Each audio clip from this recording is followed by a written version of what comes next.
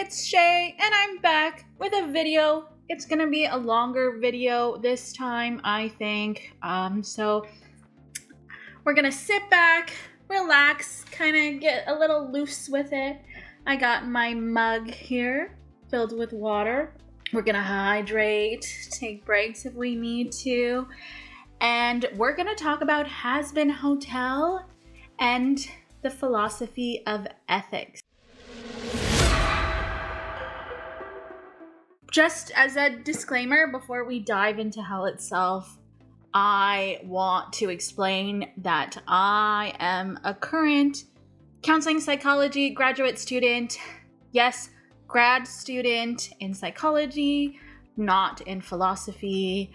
I probably shouldn't be talking about philosophy because technically I feel like a philosophy undergrad would school me in 5 minutes. I do have research skills, which is something I think we have a lot in common. I have some philosophy classes under my belt. Thanks, spite-driven teenage rebellion, and an overactive tendency to analyze everything. And I like to rant. And I like to analyze the media that I really like. And I think that Hazbin Hotel gives me a perfect vehicle to do this because, you know, its very premise is all about redemption and what's good and what's evil and ethics and morality. And because of that, it sparked a lot of discussion about exactly those things in fans. Everyone has very strong opinions, you know, about who's right, who's wrong, who deserves redemption, who should be obliterated immediately. And that's good. That's great. That's really, I think, what the point of media is, to make us think about things more deeply, to make us feel things and yell at our screens. That's not a bad thing. That's a good thing. But here's something that I want us to keep in mind, especially as we're going into this long video, which I hope please be gentle with me because I am not an expert. I am bound to get things wrong. You philosophy majors you can come into the comments and you can tell me about all my mistakes. But the point is, even a bunch of dead philosophers couldn't agree on morality, right? They spent decades arguing and they still disagree, and no one could come to a general consensus. So the idea that me or the Hazbin fandom in general, who have not spent nearly as much time discussing and debating and thinking about this, the idea that we would arrive at a single universally accepted moral truth, I don't think it's gonna happen. I just don't. And that's okay, because it allows me to stretch some examples to kind of illustrate some really interesting philosophical ideas. And if I get a few things wrong in my research and I haven't backed everything out perfectly, if I've had to stretch things, if I had to oversimplify things, that's okay. You can tell me about it. We'll talk about it. But for the most part, I think Hazbin Hotel is a really good vehicle to talk about these ideas. And I think that the examples that I've come up with work pretty well. So I think we got through that general preamble pretty well. I think that's everything that I wanted to talk about. Let's just jump right into, the foundational ethics, right? Okay, the first one I want to talk about is utilitarianism. This was founded by Jeremy Bentham. John Stuart Mill was a big member of this kind of thought. Utilitarianism is consequentialist, meaning morality depends on the consequences, not intentions. So the guiding principle is the greatest happiness for the greatest number. It's like a math formula, right? Pleasure and reduction of suffering for the maximum amount of people is the ultimate goal. Basically, if your action makes the world overall better, it's moral. If it makes things worse, it's moral, even if you meant well. The example that I chose for this one is our main character, Charlie, I feel like Charlie literally embodies utilitarianism. Opening the Hazbin Hotel, the whole point of it is to reduce suffering in hell and increase overall well-being for as many demons and sinners as possible. You know, there's tension there that people in the fandom have even recognized. What if helping one sinner causes harm to many others? What if redeeming someone inadvertently empowers evil? Utilitarianism is elegant in theory, but chaotic in practice. Exactly why Charlie's arc works as a utilitarian case study. For me, thinking of it in psychology terms, outcome-focused therapy mirrors this type of utilitarian thinking. Measurable results, harm reduction, well-being maximization. But just like Charlie, predicting fallout can be tricky. Okay, the next one I want to look at is Deontology. The founder of Deontology is Immanuel Kant.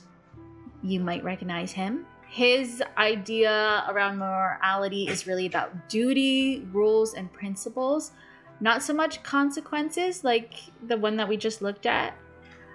In Deontology, the right action is the one done from duty because it is right. It's less about what happens if I do this and more about, is this the correct thing to do? So who does that map out in Hazbin Hotel? Vaggie.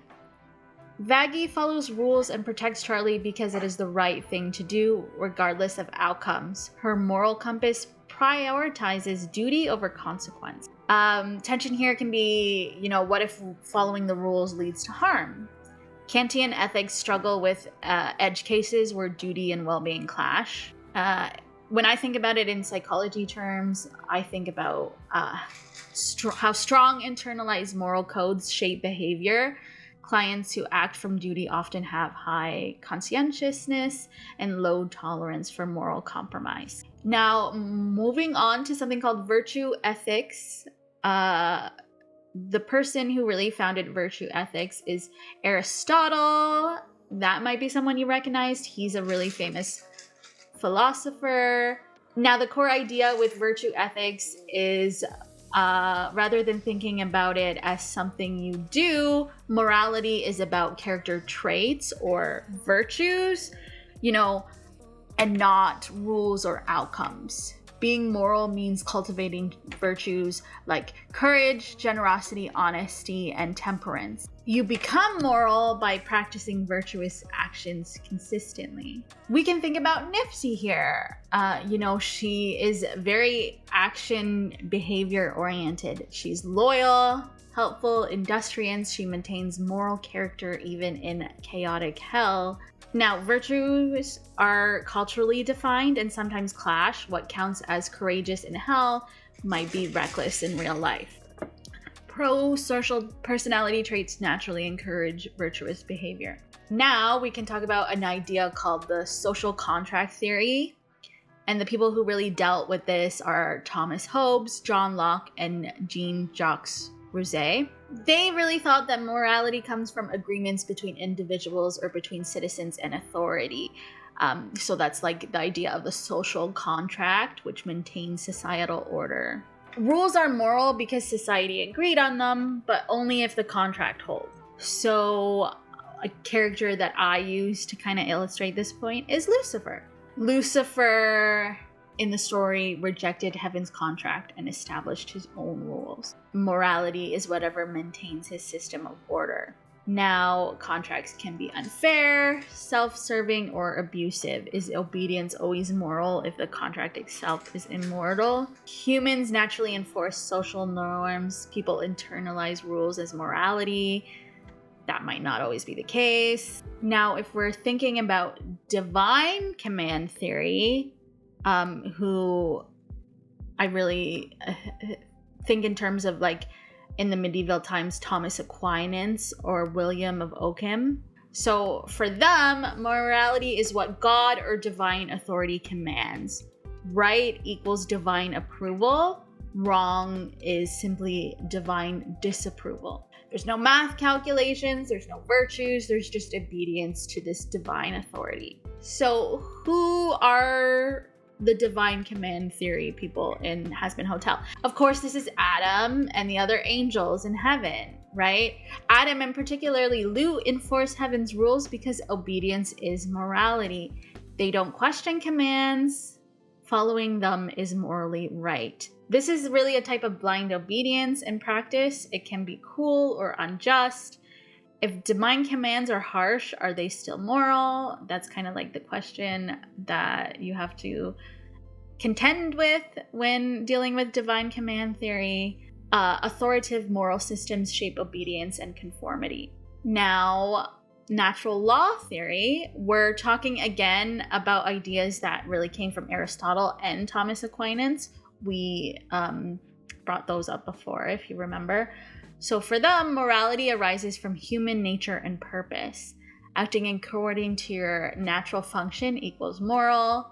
We can bring up Vaggie as another example for this. Vaggie sees protecting Charlie as her purpose. Fulfilling her natural role aligns with morality. What if natural purposes conflict? Not everyone agrees on what natural is. Vaggie's purpose was originally to execute sinners, and now she has changed her purpose to a conflicting one, that is to protect and fulfill Charlie's dream. Here, role-based identity strongly influences moral behavior. So all of those examples were very quickly going through examples that are really about foundational ethics, about trying to do good and be good, and ideas of being good and doing good. But now we can talk a little bit more about some self-serving ethics.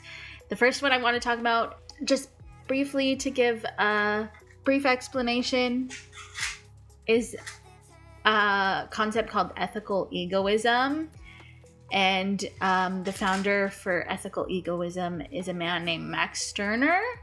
And Ayn Rand is kind of the popularizer of this theory in modern philosophy. So the core idea for ethical egoism is that morality is acting in one's self-interest. Something that is self-beneficial equals ethical. If it benefits you, it's good. If it hurts you, it's bad. What is our Hazbin Hotel example? Vox. Vox believes advancing his power, influence, and status is moral. Loyalty and kindness only matter if they serve him. Extreme self-interest can harm others. Is personal morality enough to justify harm?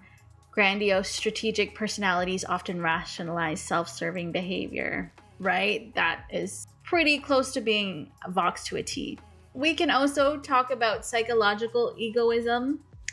The founder of this is really, on a conceptual level, was Hobbes, and later psychologists really built on this core idea. The core idea being that all actions are motivated by self-interest. Even altruism is ultimately self-serving. So let's think about angel dust here. Angel dust is on a path to redemption in order to get into heaven.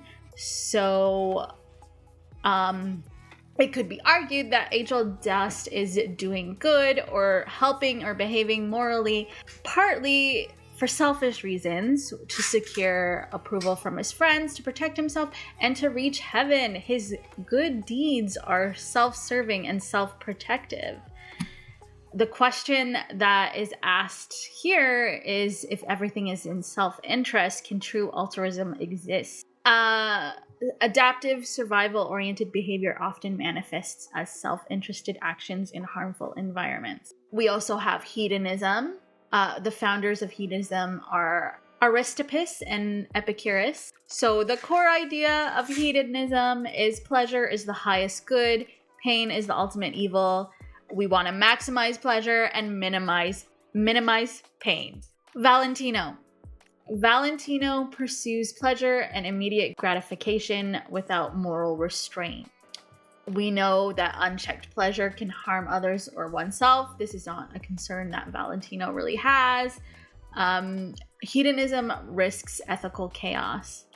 We're talking about high impulsivity and low empathy, which often mirrors destructive hedonistic behavior. Moral relativism. Friedrich Nietzsche, and for modern interpretations, and Benedict So for moral relativism, we're talking about how right and wrong are subjective.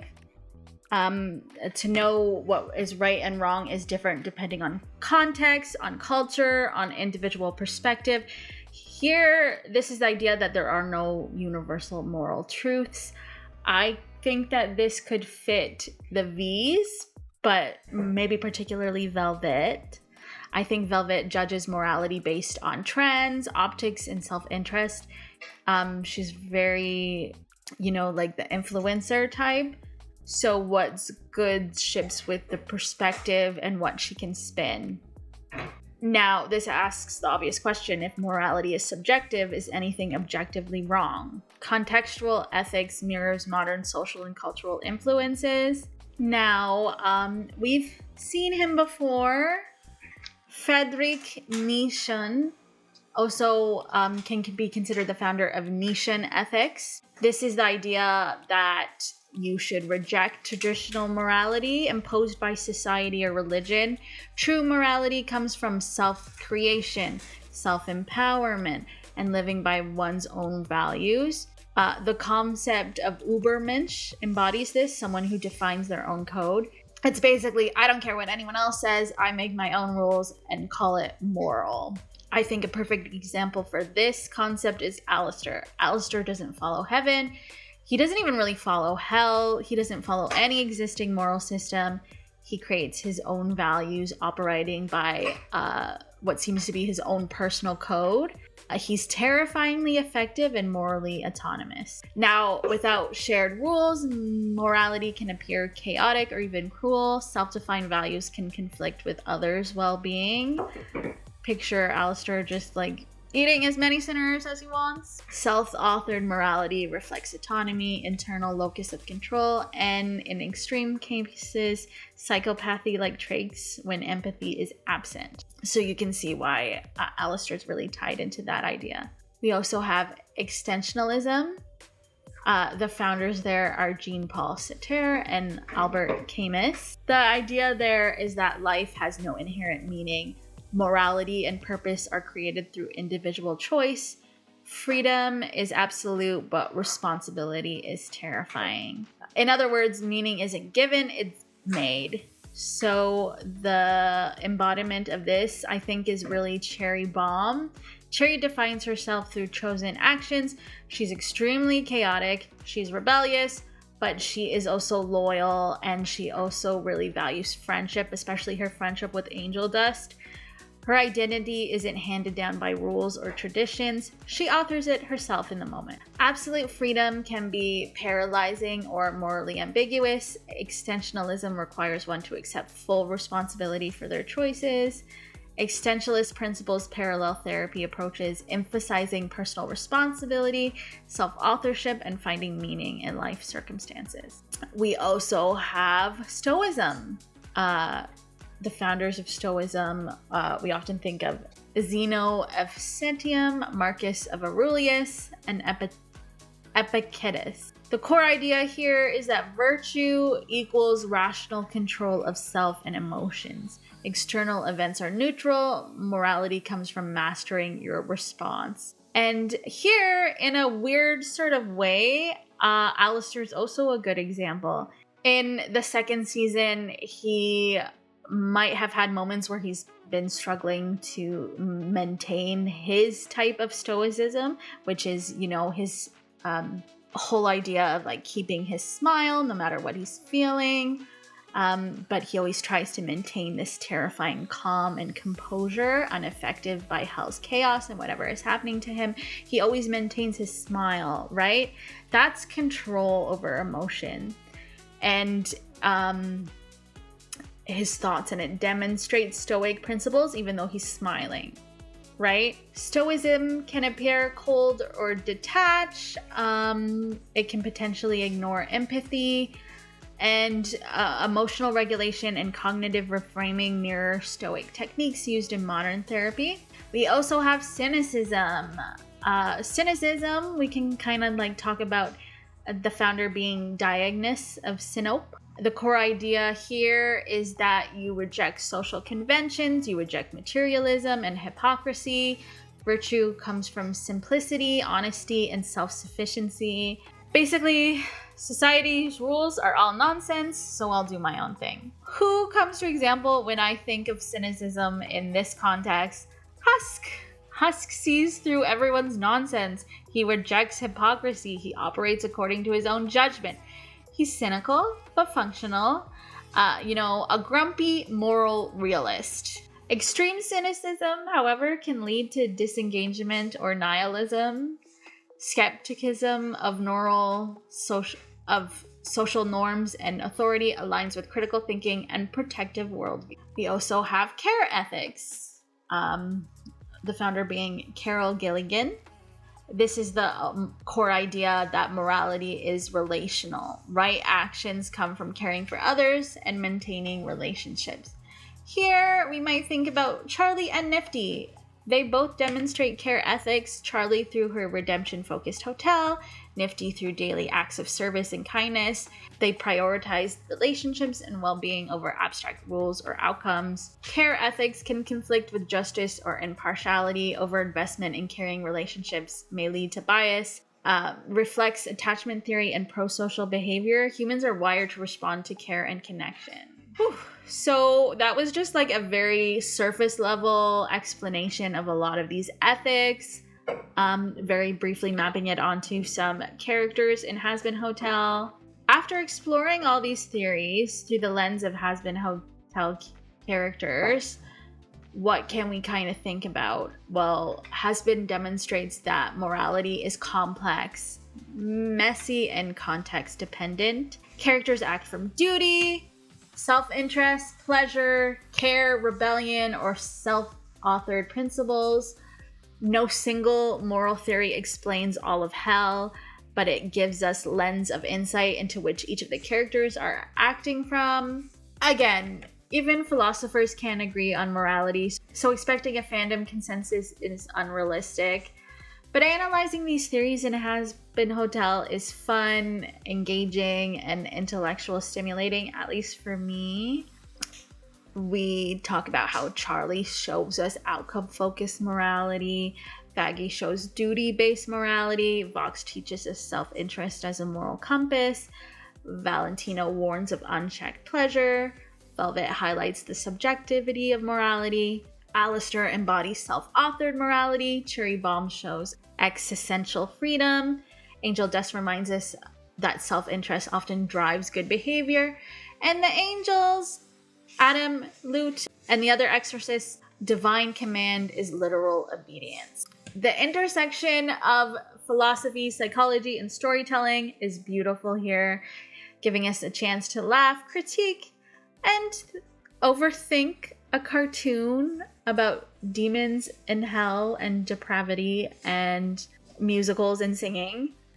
So whether you're a philosophy major, a psychology student like me, or just a fan of morally questionable demons singing show tunes, Hazbin Hotel gives you a lot to chew on.